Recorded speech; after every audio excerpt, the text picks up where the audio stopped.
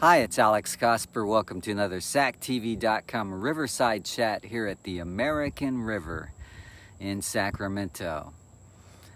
I want to talk a little bit about, picking up where I left off last time about presidents who came to Sacramento. Most of them of the past century, like I mentioned, came here. One, Ford made history by being involved in an assassination attempt when he visited the state capitol in 1975. So Sacramento has a lot of history with presidents and, of course, presidential elections. So it's usually like during an election when a presidential candidate will come to Sacramento.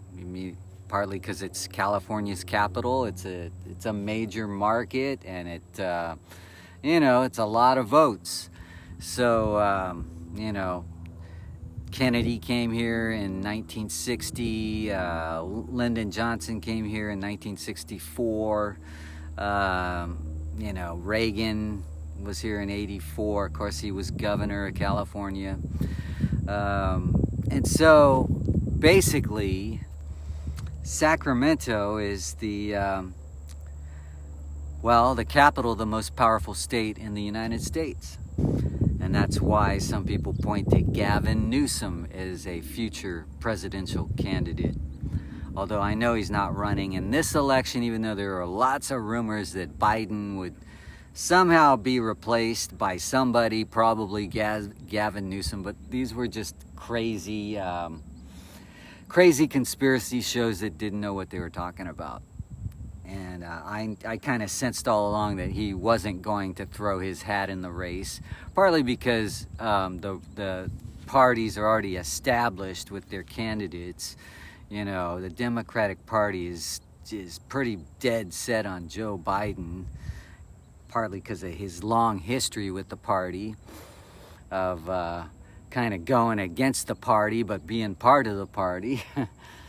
And then you have Trump, who was a former president, so that's considered a party leader until he decides to not run again. So that's why it's established, and media just goes along with it. Big dumb media is who puts people in the White House. Okay, that's how Trump got in. Trump became a big dumb media star, had his own show posing as a business wizard when really he filed bankruptcy 4 times as a business leader, and didn't really his wealth isn't really derived from those businesses that he kind of developed after inheriting a big wad of money.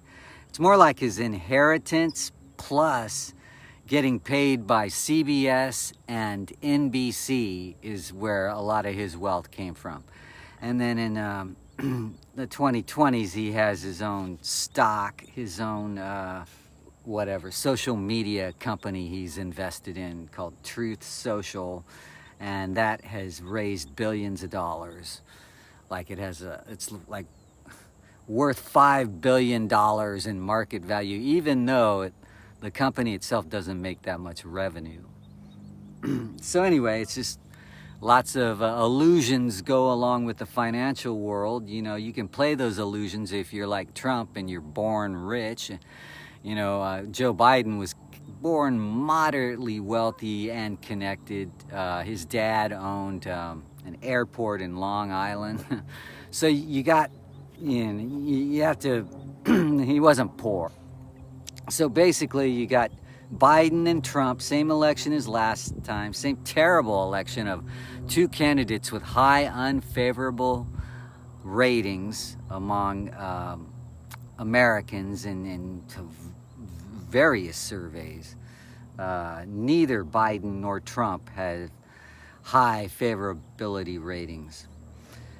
So Trump kind of has the edge in June 2024, and according to the polls, if you look at realclearpolitics.com, they do an average of all the major polls, and Trump has a slight lead in the electoral and popular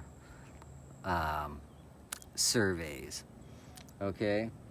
So I don't know what's going to happen. I just know that big, dumb media has a big, big part in it, and that the only way to become president is to have the support of big, dumb media, and the best way to do that is to pay them.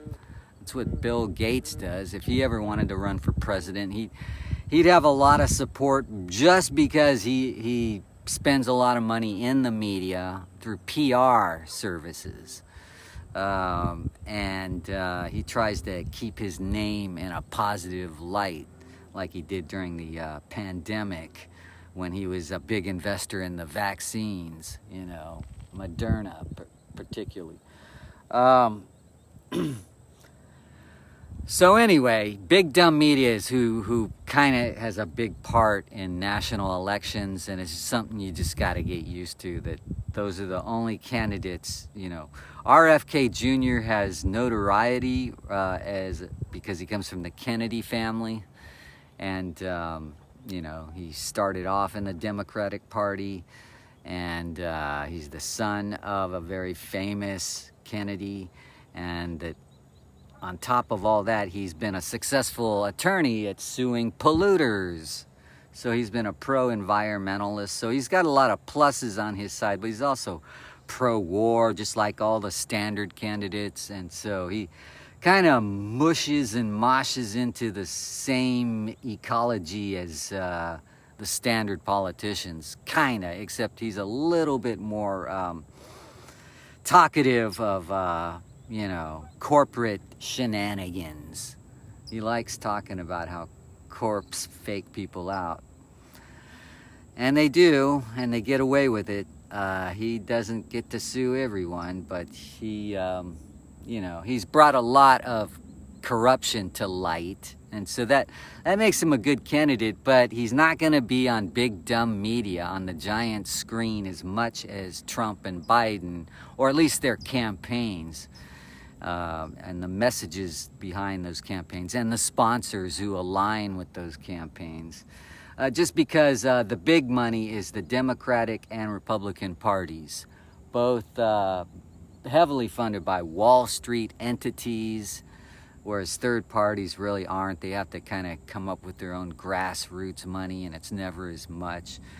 And this is kind of like a billion-dollar election, like both sides of the two-party system owned by Wall Street. They each are probably going to have to come up with $1 billion in campaign funding. Now, when did all this money garbage start, where it mattered most how much money you spent on media to get elected?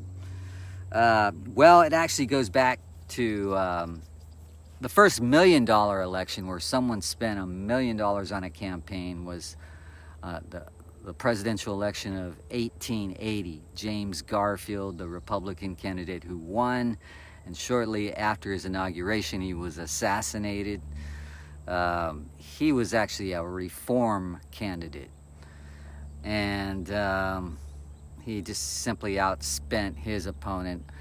And then William McKinley, another Republican, in 1896, he ran the first multi-million-dollar presidential campaign.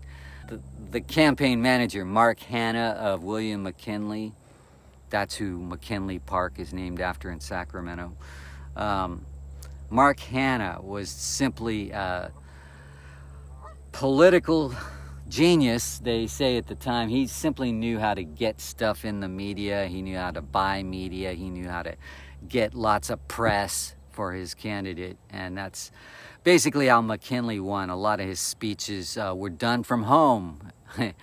He was considered a porch candidate, where he did a lot of campaigning from his home in Ohio, where he had been governor.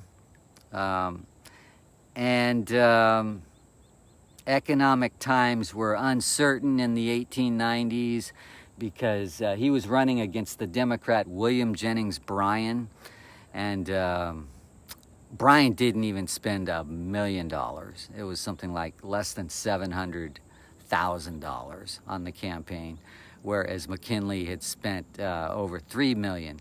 Now, keep in mind that wasn't McKinley's money. McKinley himself was in deep financial trouble because he had co-sign loans that went bad, and so he just fell into financial trouble, and it was Mark Hanna, the political genius, who bailed him out by fundraising and really getting into the aspects of documenting political speeches in newspapers.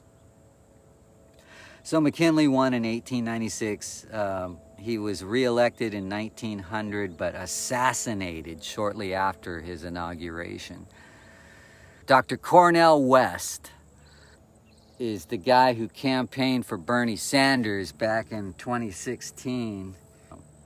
He was born in Tulsa, Oklahoma, but grew up in Sacramento as a kid and went to my high school, John F. Kennedy, several years before I did. And then he went on to study at Harvard and got to be a professor. Dr. Cornel West from Sacramento is not going to be the next president of the United States. Why? Because he doesn't have enough money to spend on big, dumb media. Now, if he did, that'd be a whole different story. But you're going to see he'll end up as an independent candidate, getting 1% or less of the vote, of the popular vote, and 0 electoral votes. And you can almost predict that for RFK Jr. as well. But you never know, because everything's open to change. The system allows for change. So anyway, I would vote for reform and change if there were a candidate that were all about that. And in a way, you know, Jill Stein is running again as the Green Party candidate, and she's kind of for reform. But she's not going to be the next president of the United States. It's either likely going to be Biden or Trump. And I would say, even though Biden currently trails, I would expect Biden to win, just because he's got the system on his side, and he's got the fact that he won by a lot last time, and that really it's his election to lose, kind of. I mean, Trump's got 34 felonies now.